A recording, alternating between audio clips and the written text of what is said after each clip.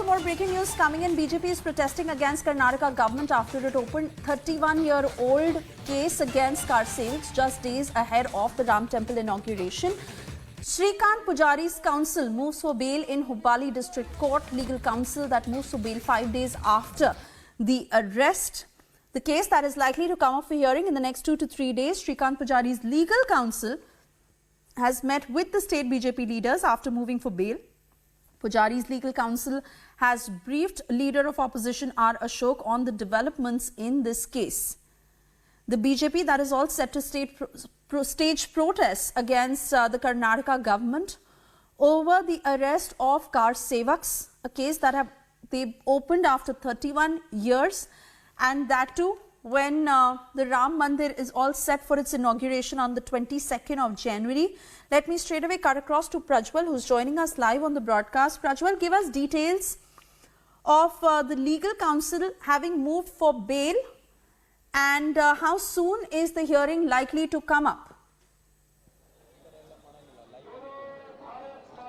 Suesha, from what we get to understand now, yes, they have already moved for bail, and we get to understand because we also have this copy which we have accessed, and the grounds for bail is here as follows. The lawyer has now gone ahead and claimed that the petitioner is innocent. He's also stated that according to the police, in the FIR, they're stating that he was absconding for the past 31 years, but there is also records as well as proof and evidence that he has been staying in here for the past 31 years. And he's not been absconding, and he's staying, in fact, along with his family members as well. Thirdly, he's also stating that there was an allegation made against him that he was also involved in other acts of violence post the 1992 riots. But this clearly shows that there has been no sort of additional FIR or a charge sheet which has been registered against so-called Mr. Shrikant Pujari in this case as well. And therefore, he should be released on this grounds. And he's also now saying that on medical condition, Shrikant Pujari should be given bail because they have submitted a report which shows that both his hands have been operated and he had met with an accident, and this is nothing but a politically motivated instance of the government pitting the home department of the state against Hindu Karsevaks, and it is high time that he should be released. And also the question is of the time as well as the coincidence, stating that this cannot merely be a coincidence but a politically motivated attack against the Karsevaks by the government of Karnataka is what has been mentioned in the conditions for the bail. And it is also being stated that there is absolutely no danger of the petitioner violating the bail terms if he is provided bail as well, and even a security bond will also be paid, because considering his age and also considering the fact that he has no criminal antecedents of violence, especially apart from a few petty cases which was filed to. So these are the conditions of bails which Republic has exclusively now accessed from the legal counsel of Shrikant Pujari. Suesha.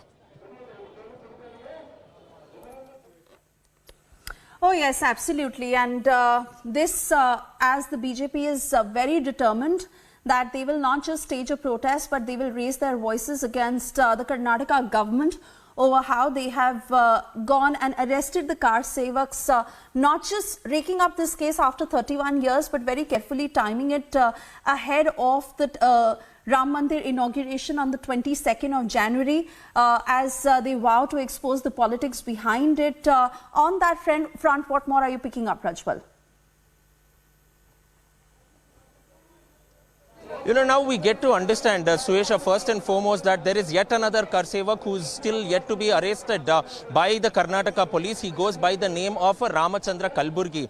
And from what we get to understand, he's made some scathing allegations against the police over here and the government, stating that this particular government is against the Ram Bhakts. They're against pro-Hindu activists. His family has been tortured. It has been harassed. And they have also been threatened of dire consequences if he does not surrender before the police too.